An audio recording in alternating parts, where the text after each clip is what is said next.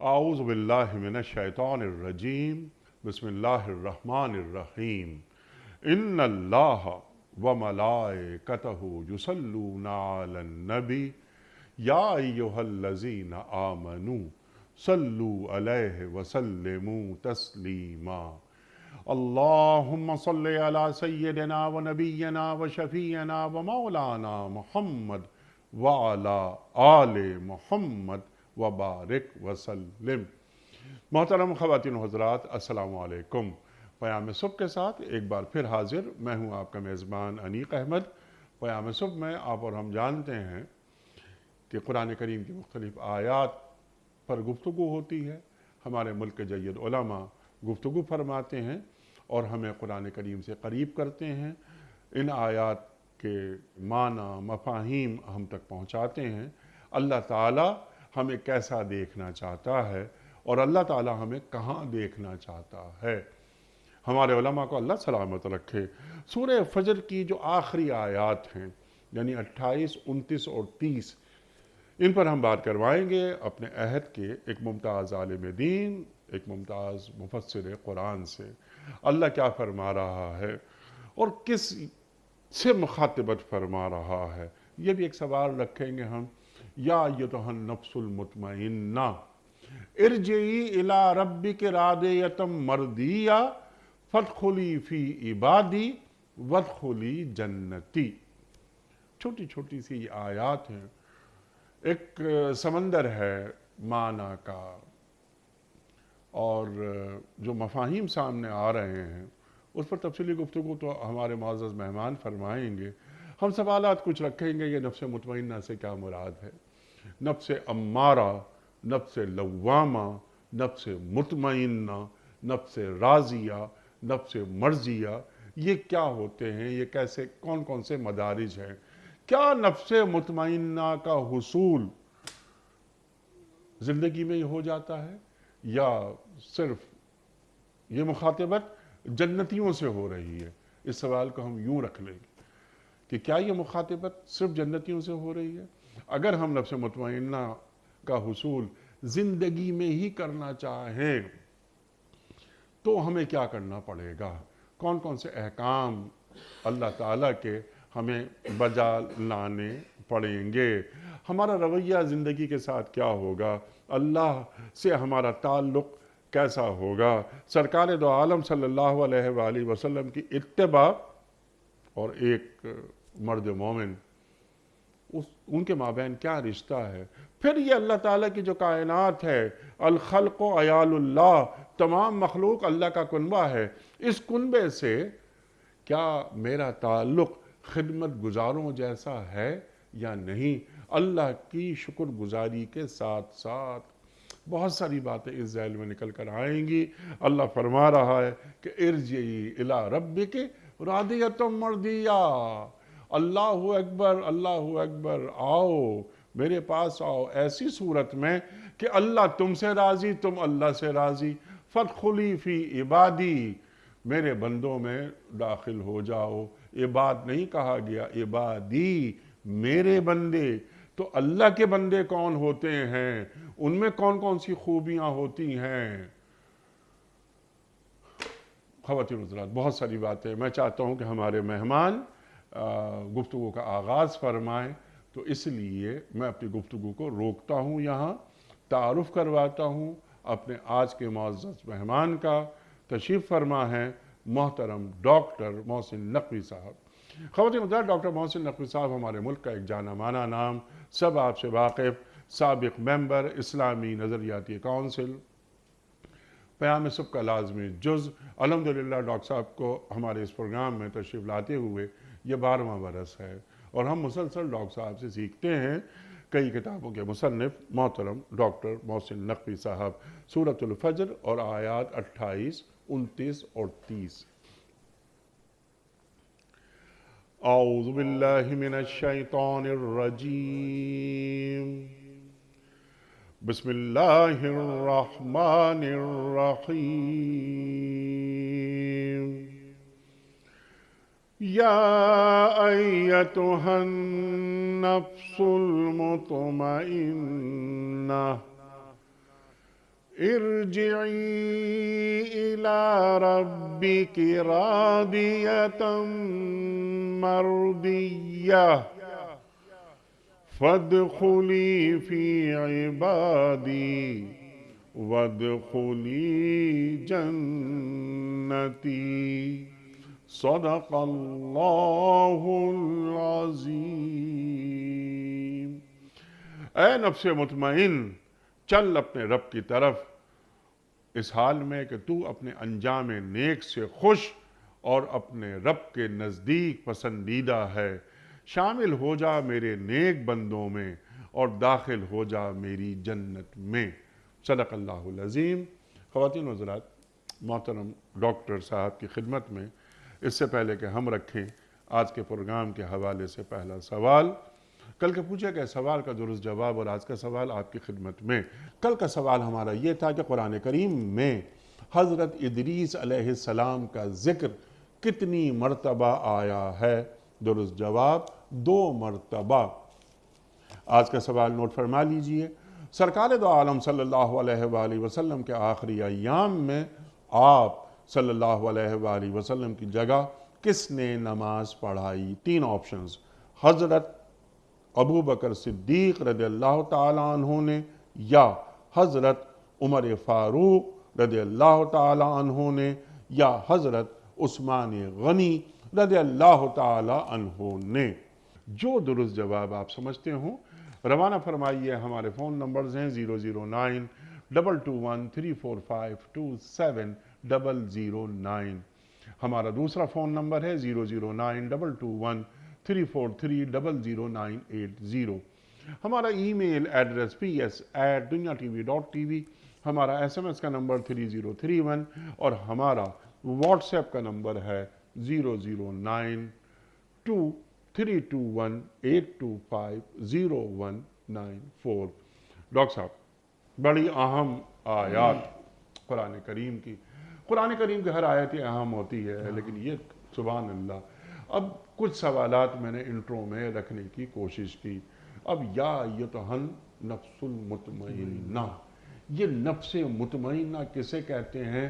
مخاطبت کس سے ہو رہی ہے؟ جنت میں پہنچ رہے ہیں یا آج کے انسان سے، ہر دور کے انسان سے؟ بسم اللہ الرحمن الرحیم۔ پہلی بات تو یہ کہ عام ناظرین کے لیے ہم یہ بتائیں کہ عربی زبان میں نفس جو ہے وہ مؤنث استعمال ہوتا ہے، جی، تو اسی لیے جو صیغہ ندا ہے یا ایتھا، جی، وہ بھی مؤنث استعمال ہوا ہے، اور نفس کی جو صفت ہے مطمئنہ وہ بھی مؤنث استعمال ہوئی ہے۔ لہٰذا اس کسی ذہنی اس میں پڑھنے کی ضرورت نہیں کہ بھئی ہم تو مذکر سوچتے ہیں، تو یہ مؤنث ہے عربی میں، اسی لیے قرآن نے اس کو مؤنث ہی اس میں استعمال کیا۔ دوسری چیز یہ ہے کہ جب مخاطبت کا جہاں تک تعلق ہے، مخاطبت ہمیشہ اس چیز سے ہوتی ہے کہ جو موجود ہو۔ اللہ تبارک و تعالیٰ کے لیے غیب اور شہود ایک ہی ہے، اس کے لیے تو سب کچھ شہود ہے۔ لہٰذا اگر یہاں کے لوگ، یہاں کے نفوس سے مطمئنہ مراد لیے جائیں تو بھی کوئی قباحت نہیں ہے اس کے لیے، کیونکہ اس کے لیے تو سبھی حاضر ہیں، اور اگر وہاں پہنچنے کے بعد کے لیے جائیں جنت میں تو بھی وہ اس میں شامل ہو سکتے ہیں۔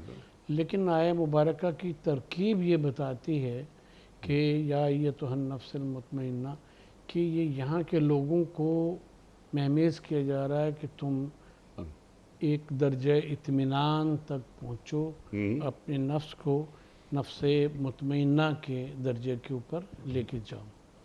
اچھا، اب یہ کیسے ہوگا؟ اللہ تعالیٰ نے اس کا بھی میزان ایک جو ہے وہ پرووائڈ کر دیا قرآن مجید میں ہی، اور فرمایا کہ وَنَفْسٍ وَمَا سَوَّاهَا فَأَلْهَمَهَا فُجُورَهَا وَتَقْوَاهَا قَدْ أَفْلَحَ مَنْ زَكَّاهَا وَقَدْ خَابَ مَنْ دَسَّاهَا۔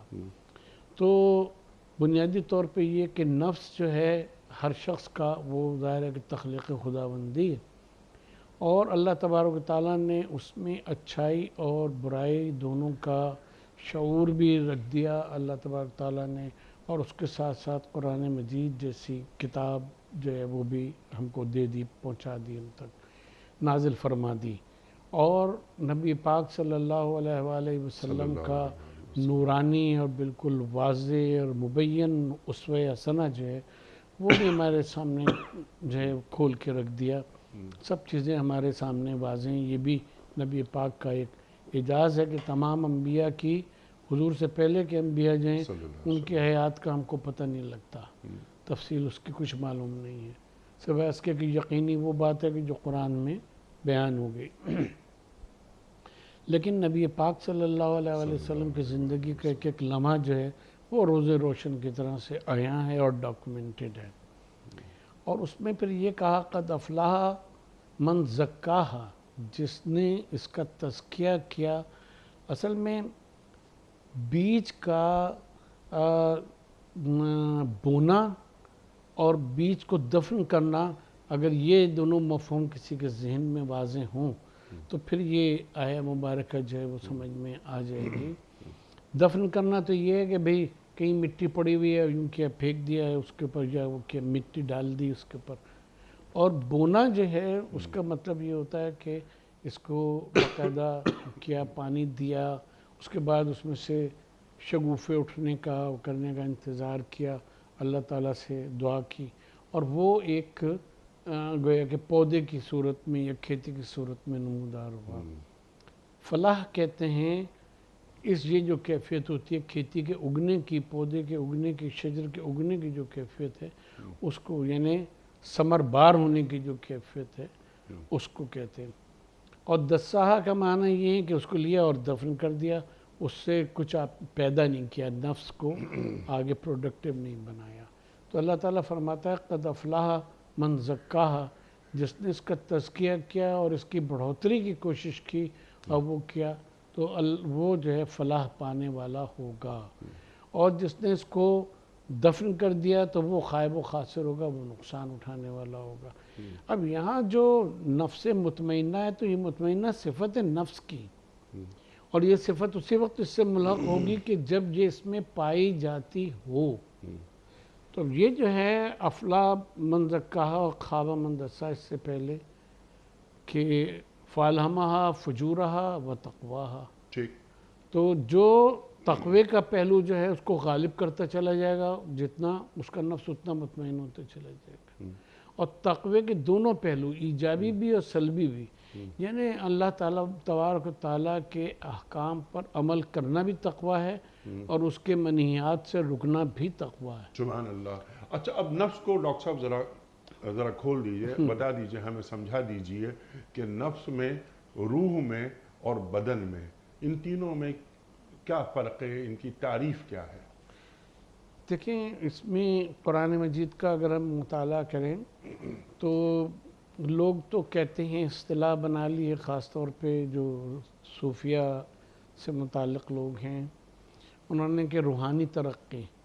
قرآن مجید میں روح بنیادی طور پہ ایک ڈائنامک فورس کے طور کے اوپر آیا ہے اس کا لفظ، جیسے حضرت آدم علیہ السلام کے لیے ہے کہ نفخت فیہ من روحی، جب میں اس میں اپنی روح پھونک لوں، فقعوا لہ ساجدین، تو اس کے سجدہ گزار بن جانا، اس کی تعظیم کرنا۔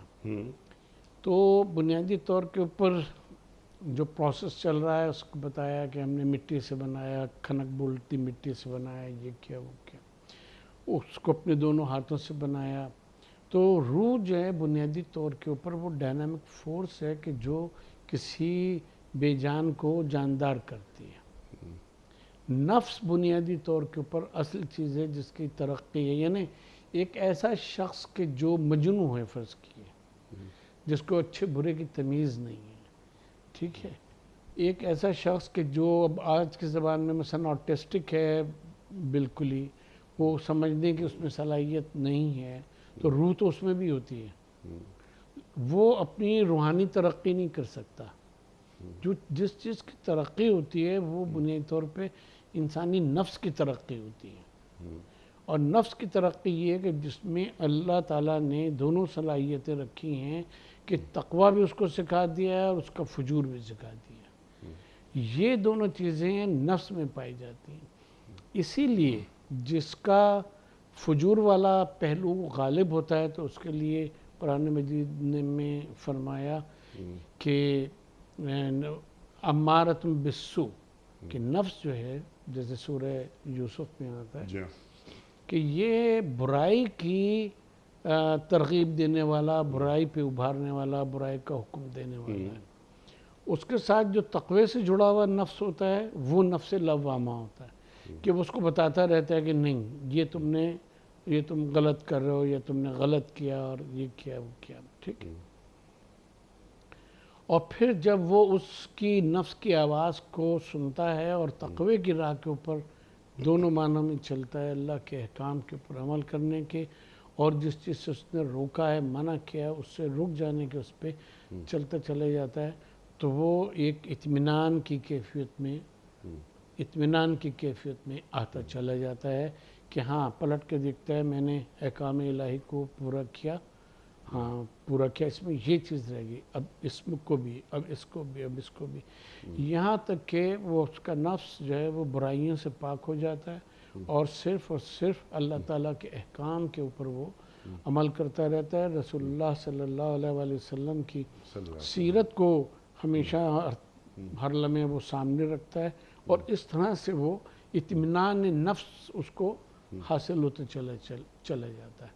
تو نفس کی یہ جو کیفیت ہے، اس کی صفت مطمئنہ اللہ تبارک و تعالیٰ نے بیان فرمائی ہے.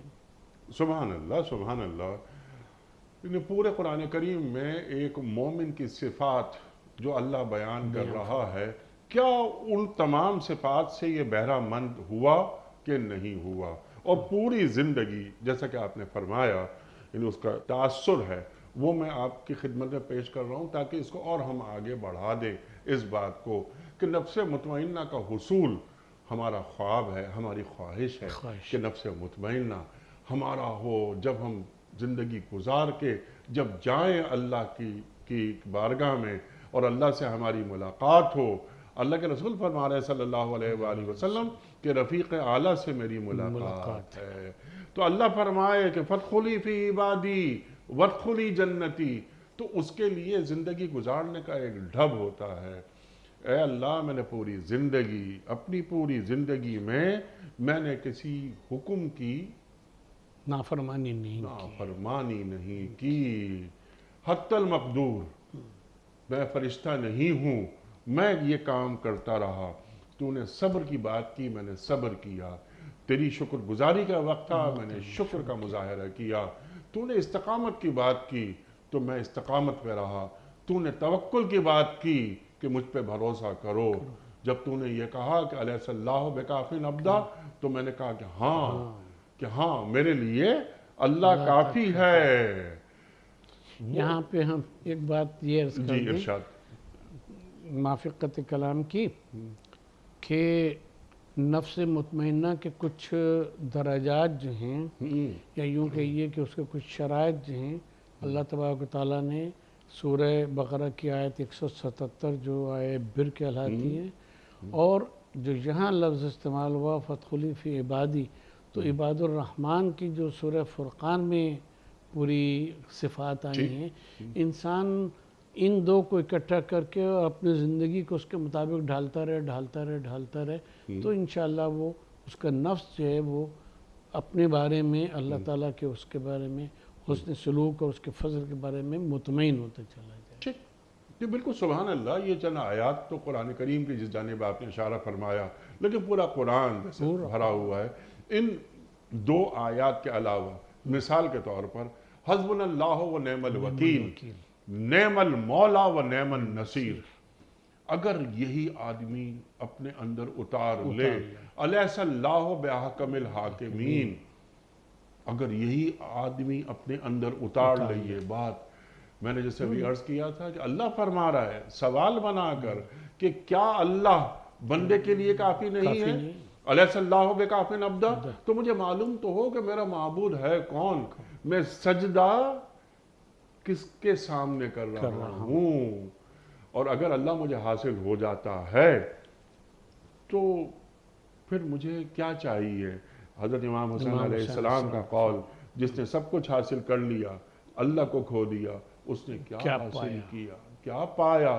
اور جس نے اللہ کو پا لیا اور سب کچھ کھو دیا، اس نے کچھ نہیں کھویا۔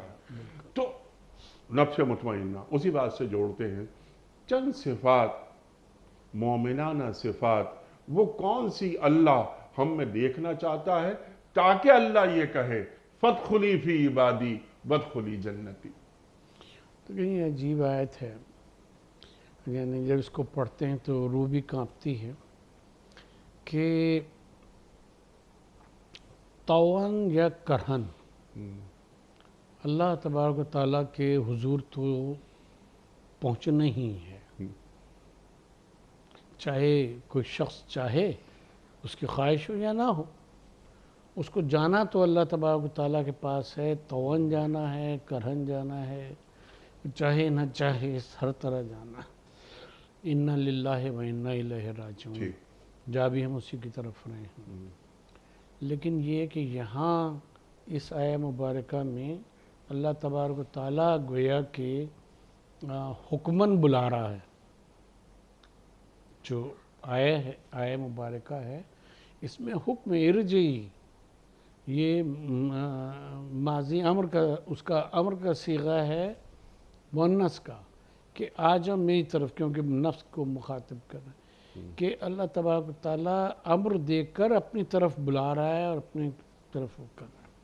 اب رہا صفات کا تعلق کہ کون سی مومنانہ صفات ہیں کہ جو اللہ تبارک و تعالیٰ میں دیکھنا چاہتا ہے، تو اس میں ظاہر ہے کہ سب سے جو بڑی صفت ہے وہ تو اس کی ایمان ہے، کہ اللہ تبارک و تعالیٰ پر ایمان اس کی معرفت کے ساتھ، نبی پاک صلی اللہ علیہ وآلہ وسلم کے اوپر ایمان، پھر ظاہر ہے کہ قرآن کے مطابق اپنی اور نبی پاک کے اسوہ مبارکہ کے مطابق اپنی زندگیوں کو سب ڈھالنا، اور پھر جب ہم اس کے دوائر بناتے ہیں، دائرے بناتے ہیں کہ ذات کے حوالے سے اللہ تبارک تعالیٰ نے کیا کیا وہ دیے ہیں، کہ انسان جو ہے وہ اپنا تعاونوا علی البر والتقوی ولا تعاونوا علی الاثم والعدوان، اور اس کو اگر ہم پھر معاشرے کے اوپر پھیلا دیتے ہیں، انسان کی اپنی ذات، اس کی حفاظت، اس کی ترقی، اور وہ اس کے بعد پھر معاشرہ آ جاتا ہے، تو معاشرے میں جس طرح سے جو احکام ہیں، خاص طور پہ جو ہم نے دو دستہ آیات کی طرف اشارہ کیا، 177 سورہ بقرہ اور سورہ فرقان کا آخری رکوع، جس میں تقریباً 16 صفات جو ہیں وہ بیان ہوئی ہیں، اور برائی سے، بدکاری سے، اور ربا سے، اور ہر چیز سے دور رہنا، وہ کرنا، معاشرے کو ایک پاکیزہ فضا دینا، دوسروں کے اور اپنے رہنے کے لیے اس کو کنڈیوسو بنانا، بنیادی طور پہ یہ اسلام کا مقصود ہے۔ صرف اپنے لیے معاشرے کو بہتر بنا دینا کہ ہمارے لیے اپرچونٹیز بنتی چلی جائیں، ہم کامیاب ہیں، ایسے کو اللہ تبارک تعالیٰ پسند نہیں کرتا۔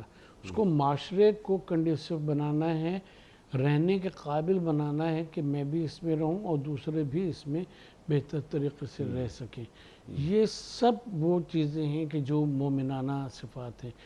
وہ مرحلہ آ جائے کہ جب زکوٰۃ دینے والا پکارتا پھرے کہ ہے کوئی زکوٰۃ لینے والا، اور زکوٰۃ لینے والا جو ہے وہ کوئی نہ ملے، یہ جو مومنانہ صفات ہیں کہ جہاں ہمیں پھر معاشرہ بنانا ہے، معاشرے سے آگے چل کے پھر حکومت کی سطح کے اوپر ہمیں اس قسم کی وہ اسٹیبلش کرنی ہے کہ جو اللہ اور اس کے قانون کو لے کر جو آگے چلے، نہ کہ تعویلات کو لے کر، اور یعنی خود کو ایڈجسٹ کرنے کے بجائے، اللہ کے احکام کے اوپر عمل کرنے کے بجائے اس کو اپنی تابع خواہشات بنا کے اس کو اسلام سمجھنا، یہ کرنا، یہ چیزیں جو ہیں ظاہر ہے کہ یہ انسان کو چاہے دنیا میں اس کے ایک طبقے میں اس کے افکار کو بہت اچھا سمجھا جائے، لیکن ہم نہیں سمجھتے کہ نفس جو ہے وہ انسان کا مطمئن ہوگا کہ اللہ تبارک و تعالیٰ کے جو مقصود تھا اور وہ تھا، وہ میں نے بیان بھی کیا ہے، اور وہ لوگوں کو میں نے اختیار کرنے کو بھی کہا، یا میں نے اختیار بھی کیا، ایسا نہیں ہو سکتا۔ سبحان اللہ، سبحان اللہ۔ اب آپ نے جو بات فرمائی کہ فرد سے معاشرہ اور معاشرے سے ریاست میں بھی اللہ کا قانون نظر آئے گا، اللہ کے حکم کی عملداری ہے وہ نظر آئے گی۔ من لم یحکم بما انزل اللہ فاولئک هم الظالمون فاولئک هم الکافرون فاولئک هم الفاسقون۔ سورہ مائدہ، یعنی اللہ کی زمین پر جو نازل اللہ تعالیٰ کے احکامات ہوئے ہیں وہ نظر آئیں، جو ایسا نہیں کرتے وہی کافر ہیں، وہی ظالم ہیں، وہی فاسق ہیں۔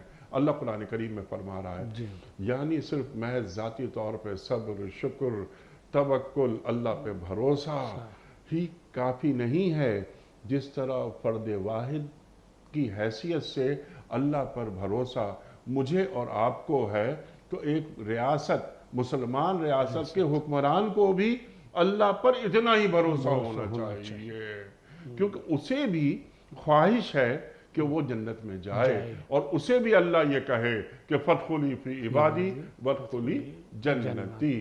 چند کام بتا دیجئے آپ۔ اور درمیان میں آپ نے ایک بات فرمائی تھی، لیکن میں چاہ رہا تھا کہ ذرا اسے کھول دیں، پھر اس موضوع پہ آ جائیں گے۔ پہلی چیز جو اللہ کو مطلوب ہے وہ ایمان معرفت کے ساتھ۔ آپ نے یہ فرمائی نا بات، پورے قرآن کریم میں کسی ایک جگہ بھی یہ بات نہیں لکھی ہوئی کہ اللہ تعالیٰ کو ایمان مطلوب ہے معرفت کے ساتھ۔ ارشاد فرمائیے۔ ہاں، یہ بڑا اچھا سوال ہے۔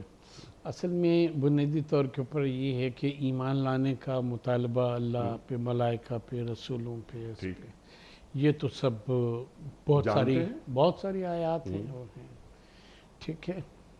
جب ہم اس بات کو مان لیتے ہیں کہ اللہ تبارک و تعالیٰ، اور پھر اللہ تبارک و تعالیٰ، اچھا ٹھیک ہے، ہم نے مان لیا کہ اس کائنات کا خالق ہے، وہ ہے وہ، تو اب ہم خالق ہے اور اس کی صفات کو مان رہے ہیں، تو کیا ہم معرفت کی طرف تو جا رہے ہیں؟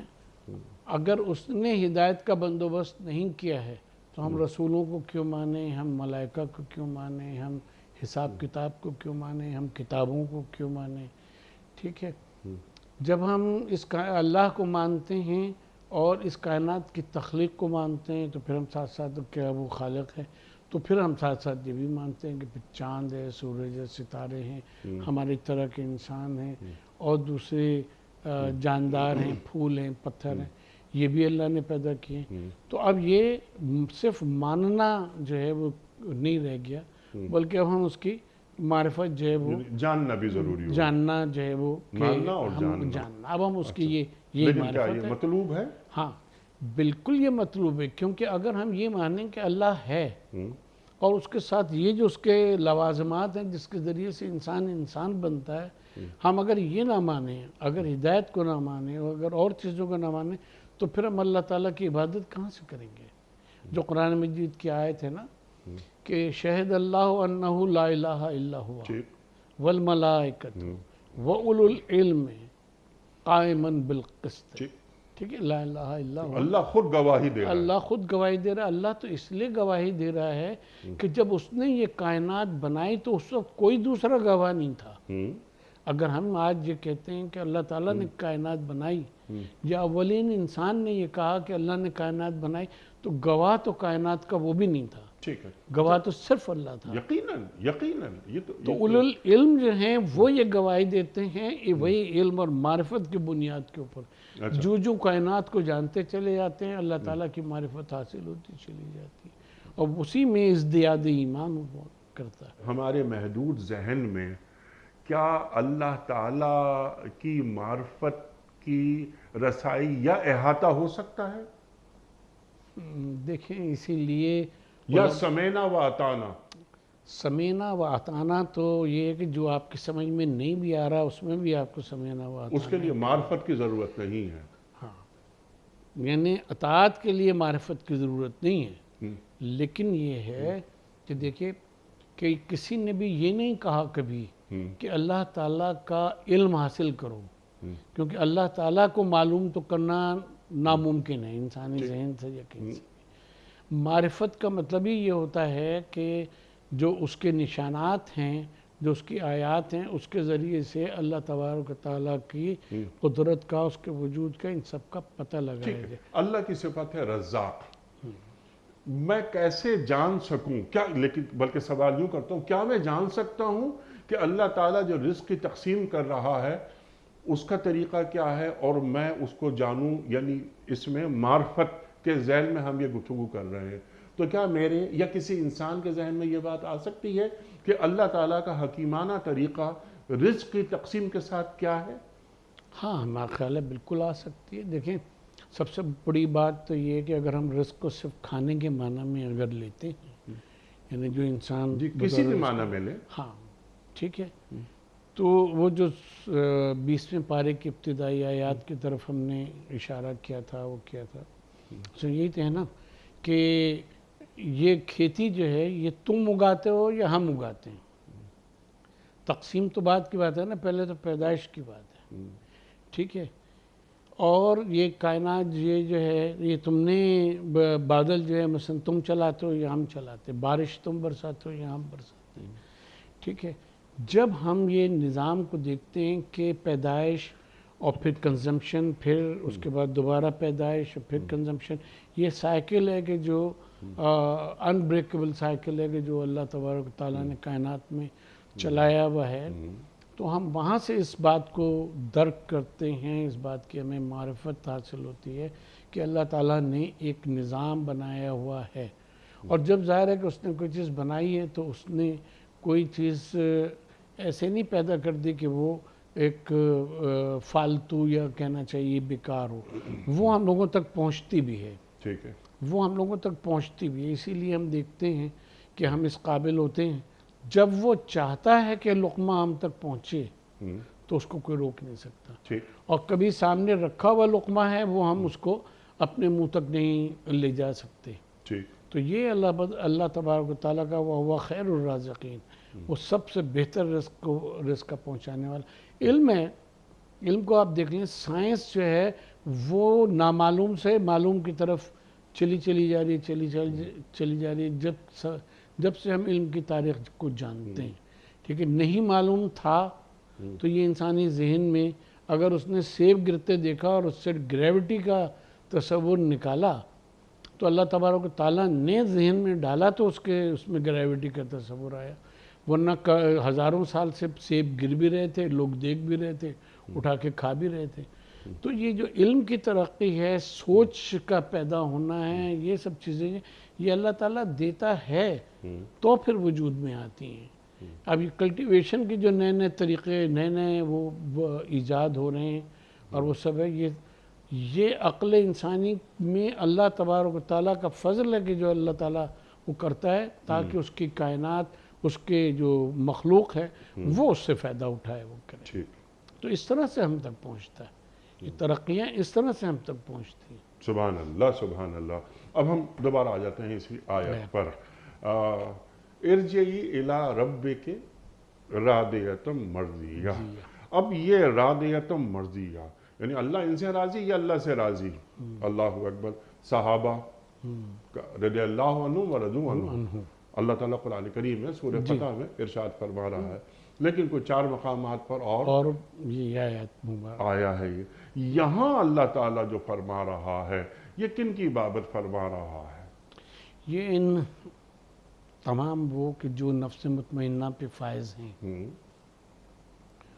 اور اس میں یہ ہے کہ انسان اپنی تمام کوتاہیوں اور اس کے باوجود بھی اللہ تبارک و تعالیٰ کو اگر کرتا ہے، ایمان ہے، تو اللہ سے تو وہ راضی ہوگا، کیونکہ ہم کچھ بھی کر لیں، ہم یہ کہتے ہیں آخر میں کہ حق تو یہ ہے کہ حق ادا نہ ہو، سبحان اللہ، ٹھیک ہے۔ تو ہم تو راضی ہیں اس نے جس درجے میں بھی جنت کے یا اپنی رضا کے جس درجے میں بھی رکھا ہے، لیکن مرضیہ یعنی اللہ تبارک و تعالیٰ جو ہے وہ بھی تم سے راضی، سبحان اللہ۔ یہ جو رتبہ ہے یہ بہت بڑا رتبہ ہے، اور جہاں قرآن مجید میں صحابہ کرام رضوان اللہ علیہم کے لیے آیا ہے تو وہ ایک ہمارے لیے یہ دلیل بھی بنتی ہے، اس آیہ مبارکہ سے بنتی ہے وہ دلیل، کہ ہم کوشش یہ کریں کہ جب ہم اپنی زندگیوں کو اس طرح سے لے کے جائیں کہ جب ہم اللہ تبارک و تعالیٰ کے سامنے پہنچیں تو اللہ تبارک و تعالیٰ کہے کہ اگر نزول قرآن کے وقت یہ ہوتے تو میں ان کے لیے بھی کہتا کہ اللہ تعالیٰ جو ہے وہ تم سے راضی ہے، سبحان اللہ۔ لیکن یہ کہ تم ان کے بہت عرصے کے بعد ہوئے وہ ہوئے۔ تو اپنی جو زندگیاں ہیں وہ ہمیں اللہ تبارک و تعالیٰ کے احکام، نبی پاک صلی اللہ علیہ وسلم کے اسوے اور ان کے مطابق جن لوگوں نے زندگیاں گزاری ان کے مطابق گزارنا ہے۔ تو پھر جب اللہ راضی ہو جاتا ہے اس سے بڑا کوئی رتبہ نہیں ہے۔ اور جیسے ہم نے یہ عرض کی کہ ہر انسان کا مطلوب اللہ ہے، لیکن ان آیات میں اللہ کا مطلوب جو ہے وہ نفس مطمئنہ ہے، وہ ہے کہ جس سے اللہ تبارک و یا وہ بندہ، بندہ دیکھیں بندے کا مطلوب اللہ یا اللہ کا مطلوب بندہ۔ بندہ یہ آپ ہی کی بات کو ذرا سا آگے بڑھاتے ہوئے تاکہ اور آپ اس کو واضح کر دیجئے کہ میں یہ کہتا ہوں کہ میرا رب تو ہے، مزے کی بات یہ ہے کہ رب یہ کہے کہ میرا بندہ تو ہے۔ بندہ تو ہے، بالکل۔ یہ مقام کیسے حاصل ہوتا ہے، اس مقام اولا تک کیسے پہنچا جاتا ہے، خود کو مائنس کیسے کیا جاتا ہے، اللہ کی حضوری میں کیسے رکھا جاتا ہے، اس دھڑکن سے اللہ اللہ کی صدا کب بلند ہوتی ہے۔ بالکل۔ ارشاد۔ اس کے لیے بہت جو چیز ضروری ہے وہ یہ ہے کہ قرآن مجید سے اور نبی پاک صلی اللہ علیہ وآلہ وسلم کے اسوہ حسنہ سے اور جو کہنا چاہیے کہ معاشرے کو کردار انہوں نے تشکیل کر کے تراش کے سنوار کے معاشرے کے حوالے کیے ہیں ان کو سامنے رکھیں کہ کیا بات تھی کہ جو اللہ تبارک و تعالیٰ نے ان کے لیے یہ کہا۔ اس طرح کے الفاظ آئے قرآن مجید میں اور متعدد جگہ کے اوپر ہے، 5-6 جگہ کے اوپر کہ اللہ ان سے راضی اور یہ اللہ سے راضی۔ تو وہاں بھی ہے کہ وہ رضو عنہ، کہ وہ اللہ سے راضی ہیں، اللہ ان سے راضی ہیں۔ تو یہ ہے بنیادی طور کے اوپر بات کہ یہ وہی رتبہ ہوتا ہے نفس مطمئنہ کہ جب ہمارے سامنے کوئی آئیڈیل ہو نا کہ ہم اس کے مطابق اپنی زندگیوں کو بناتے چلے جائیں۔ ایک آئینہ ہے کہ جس کے سامنے ہم کھڑے ہوئے ہم نے کہا اچھا یہی تو کر لیا ہم نے، یہ چیز رہ گئی، پھر ہم نے اس کو دور کیا، پھر ہم ایک اسوہ حسنہ کے آئینے کے سامنے کھڑے ہوئے، پھر ہم نے کہا کہ نہیں یہ کمی ہم میں رہ گئی۔ تو جب ہم اس طرح سے کرتے چلے جاتے ہیں، اس طرح سے کرتے چلے جاتے ہیں تو یہ کیفیت آتی ہے کہ راضین مرضیاں، کہ اللہ تعالیٰ تم سے راضی اور وہ اللہ سے راضی۔ یہاں بھی ایک ہم اور عرض کر دیں اور وہ یہ ہے کہ بہت سے لوگوں کو ہم نے سنا کہ وہ اپنی ناواقفیت میں یہ کہتے ہیں کہ بھئی رسول اللہ صلی اللہ علیہ وآلہ وسلم تو معصوم تھے، ان کو تو حکمت و نبوت جو تھی وہ حاصل تھی، ان کی عقل بھی نبوی عقل تھی، ان کا اسوہ حسنہ بھی وہ تھا، تو ہم تو ویسے معصوم نہیں بن سکتے، ہم کیسے ان کی پیروی کریں۔ تو اچھا اگر ویسے پیروی تم نہیں کر سکتے ہو تو جو انہوں نے تراش کے خراش کے اور وہ کر کے انسان تمہارے سامنے نمونہ عمل اہل بیت اور صحابہ میں دیے تم کو، تم ویسے تو بننے کی کوشش کر سکتے ہو اور ویسے ہی بننا چاہیے تمہیں۔ یہ کب مطلوب ہے کہ اس جیسے یعنی اس مقام تک پہنچو، یہ بات ہی لغو بات ہے یہ۔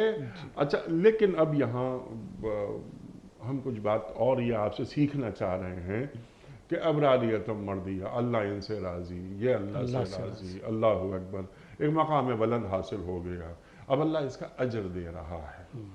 فادخلی فی عبادی، اب یہ داخل ہو جاؤ، اللہ اکبر، عبادی میرے بندوں میں۔ اب یہ میرے بندے ذرا اس کو کھولیے کہ تمام بندے اللہ کے بندے ہیں، لیکن کیا ہر بندوں کو اللہ میرے بندے کہتا ہے؟ نہیں کہتا۔ یہاں کیوں کہہ رہا ہے اللہ تعالیٰ کہ تم نے بلا شک و شبہ اپنی پوری زندگی میرے احکامات کی اطاعت کرتی ہوئی گزاری، اور تم نے اپنی پوری زندگی سرکار دو عالم صلی اللہ علیہ وآلہ وسلم کی اتباع میں گزاری ہے۔ تو آؤ داخل ہو جاؤ میرے بندوں میں اور میری جنت میں۔ جنت تو ہے ہی اللہ کی، تو یہ جنتی یہ کیوں کہا جا رہا ہے؟ ارشاد فرمائیے۔ اس میں فرق ہے، جی اس میں فرق یہ ہے کہ وَادْخُلِي فِي عِبَادِي یہاں فی آیا، اور وَادْخُلِی جنتی جو ہے اس میں فی نہیں آیا ہے، ٹھیک ہے؟ دونوں میں فرق یہ ہے، یوں ہوگا، دیکھیں بندے، ہم لوگ اللہ کے بندے قہرن ہیں، ہم چاہے اس کو مانتے ہوں یا نہ مانتے ہوں، اس نے ہمیں پیدا کیا، ہم اس کے بندے ہیں، ٹھیک ہے؟ اب جو اپنے میں عبودیت کو متحقق کرتا چلا جاتا ہے، اس کی معبودیت کو متحقق کرتا چلا جاتا ہے، اس میں کون ایسا ہے کہ جس کی اللہ تبارک و تعالیٰ نے عبودیت کو، اس کے بندے ہونے کو قبول کیا اور کس کے قبول نہیں کیا؟ ہمیں اور آپ کو نہیں معلوم کہ آپ کے دل میں، آپ کے نفس میں کیا چل رہا ہے، آپ کو نہیں معلوم کہ ہمارے نفس میں، ہمارے اس میں کیا چل رہا ہے۔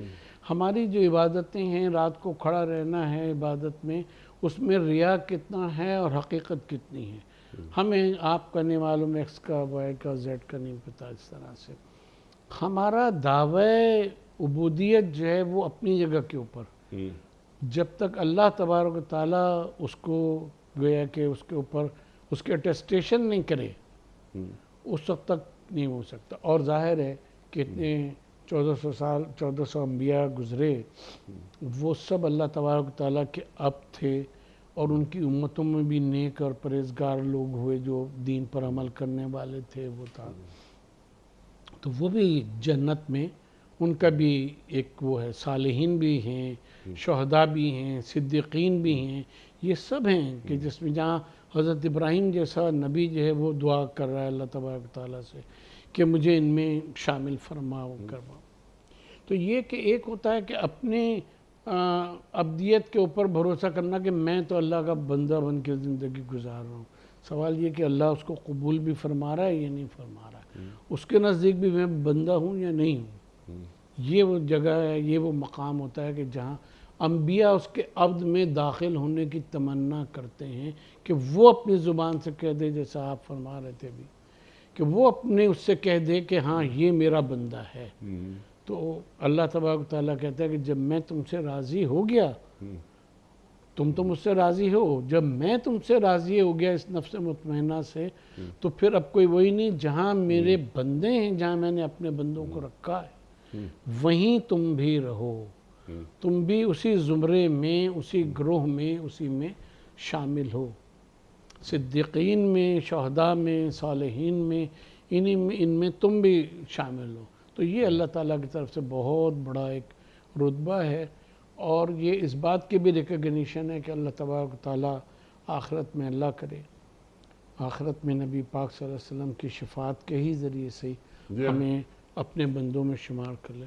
لیکن یہ جو آخری جملہ ہے، آخری جز ہے، اس میں فی جنتی نہیں ہے، اس میں ہے کہ وَادْخُلِی جنتی، کہ میری جنت میں داخل ہو جا۔ تو جیسے آپ نے فرمایا کہ جنت تو ہے ہی اللہ کی، بنائی بھی اللہ کی ہے، پیدا کی بھی اللہ کی ہے، قرآن مجید میں سارے جو اس کے حال احوال آئے ہیں وہ سب اللہ تبارک تعالیٰ کی طرف سے۔ یہاں یہ ہے کہ اللہ کی ذات الہی کی جنت، جنتی، یہ یہاں جو ہے یہ جائے نسبتی ہے کہ میری جنت، کہ جہاں اللہ تبارک تعالیٰ جنت کو اپنی جنت کرے، کہ جہاں حضرت علی علیہ السلام نے جیسا فرمایا نا کہ اللہ کی عبادت کرنے والے 3 گروہ ہیں، ایک وہ ہیں کہ جو جنت کی لالچ میں کرتے ہیں، وہ تاجروں کی عبادت ہے، دوسرے وہ ہیں کہ جو جہنم کے خوف سے کرتے ہیں، وہ غلاموں کی عبادت ہے، تیسرے وہ لوگ ہیں کہ جو اللہ کو لائق عبادت جان کر ان کی عبادت کرتے اس کی۔ تو جو جان کی عبادت کرنے، یعنی جہاں عبادت اور اللہ کی اطاعت جنت کے حصول کے لیے نہیں بلکہ لقاء الہی کے حصول کے لیے ہوا کرتی ہے۔ تو یہاں اللہ تبارک تعالیٰ کہہ رہا ہے کہ جنت تو تمہارے اعمال کے بدلے مل ہی جائے گی، کیونکہ تم ان لوگوں میں داخل ہے جن کو میں نے اپنا بندہ، اپنا قرار دے دیا۔ لیکن اب جو تمہارا اگلا مرحلہ ہے اور جس سے تمہیں سرفراز کیا جاتا ہے وہ یہ کہ فَادْخُلِی جنتی، میری ذات کے اور میری لقاء کے اور میری صفات کی جو جنت ہے اس کے اندر داخل ہو جاؤ، اللہ اور اس سے بڑا کوئی رتبہ نہیں ہو سکتا، سبحان اللہ، اس سبحان سے بڑا اللہ، کوئی سبحان رتبہ اللہ، نہیں ہو سبحان دیدار الہی، سکتا۔ دیدار الہی، اللہ اکبر، اللہ اکبر، اللہ اللہ ربها ناظرہ، سبحان اپنے اللہ، رب کی طرف دیکھ رہے ہوں گے۔ سبحان اللہ، وجعل ملک رب صفا صفا، رب والملک صفا صفا، جب اللہ تبارک تعالیٰ اور ملک صف کے صف آئیں گے انسان کے سامنے، اور دیدار الہی جو ہے وہ نصیب ہوگا۔ جی سبحان اللہ، دیدار الہی ہوگا۔ سرکار دو عالم صلی اللہ علیہ وآلہ وسلم ارشاد فرما رہے ہیں کہ جب ام المومنین حضرت عائشہ صدیقہ رضی اللہ تعالیٰ عنہا پریشان ہے آپ کی بیماری کی وجہ سے، پریشان کیوں ہو رہی ہو؟ میری ملاقات رفیق اعلیٰ سے ہو رہی ہے۔ اللہ اکبر، اللہ اکبر۔ کسی سے پوچھا گیا کہ جنت کے تعلق سے بہترین ترغیبی جملہ کوئی ادا کیجیے، جنت کی طلب بڑھ جائے، جنت کی چاہت بڑھ جائے۔ ایک جملہ انہوں نے فرمایا، وہ یہ فرمایا کہ وہاں پر سرکار دو عالم صلی اللہ علیہ وآلہ وسلم تشریف فرما ہوں گے۔ تو الحمدللہ الذی ہدانا لہذا وما کننا لنہتدی لولا ان ہدانا اللہ۔ جنت میں پہنچ کر انشاءاللہ تعالی ہم یہ پڑھیں گے ضرور۔ ڈاکٹر صاحب آپ کا بہت شکریہ، آپ تشریف لائے۔ خواتین و حضرات، وقت مکمل ہوا ہمارے آج کے پروگرام کا۔ ابھی 3-4 مراحل باقی ہیں۔ کل کے پوچھے گئے سوال کا درست جواب، آج کا سوال قرآن دازی اور آج کے ونر کے نام کا اعلان اور آج کی بات۔ کل کا سوال ہمارا یہ تھا کہ قرآن کریم میں حضرت ادریس علیہ السلام کا ذکر کتنی مرتبہ آیا ہے؟ درست جواب 2 مرتبہ۔ آج کا سوال نوٹ فرما لیجئے۔ سرکار دو عالم صلی اللہ علیہ وآلہ وسلم کے آخری ایام میں آپ صلی اللہ علیہ وآلہ وسلم کی جگہ کس نے نماز پڑھائی؟ امیر المومنین حضرت ابو بکر صدیق رضی اللہ تعالی عنہ نے، یا امیر المومنین حضرت عمر فاروق رضی اللہ تعالی عنہ نے، یا امیر المومنین حضرت عثمان غنی رضی اللہ تعالی عنہ نے؟ جو درست جواب آپ سمجھتے ہوں روانہ فرمائیے۔ ہمارے فون نمبرز ہیں 00922134527 ہمارا دوسرا فون نمبر ہے 009221343009880۔ ہمارا ای میل ایڈریس ps@dunyatv.tv، ہمارا SMS کا نمبر 3031، اور ہمارا واٹس ایپ کا نمبر ہے 009232182509194۔ حضرت ایک پرچی نکال کر اعلان فرما دیجئے آج کے ونر کون ہیں، اور آج کے ونر ہیں دانش خان ہیں شکاگو سے۔ دانش خان صاحب شکاگو سے آپ کی خدمت میں دنیا ٹی وی کی جانب سے دینی کتب پر مشتمل گفٹ ہیمپر آپ کے گھر بذریعہ کوریئر روانہ کیا جا رہا ہے۔ آپ کو بہت بہت مبارک ہو۔ پیام صبح کا اختتام ہوتا ہے روزانہ ایک قول پر، اور وہ قول ہوتا ہے صاحب نہج البلاغہ امیر المومنین حضرت علی مرتضیٰ کرم اللہ وجہہ کا۔ آپ فرماتے ہیں دنیا کی فانی چیزیں دے کر باقی رہنے والی چیزیں خرید لو۔ دنیا کی فانی چیزیں دے کر باقی رہنے والی چیزیں خرید لو۔ سبحان اللہ، سبحان اللہ۔ اپنے میزبان انیق احمد کو کل تک کے لیے اجازت دیجیے۔ خدا حافظ۔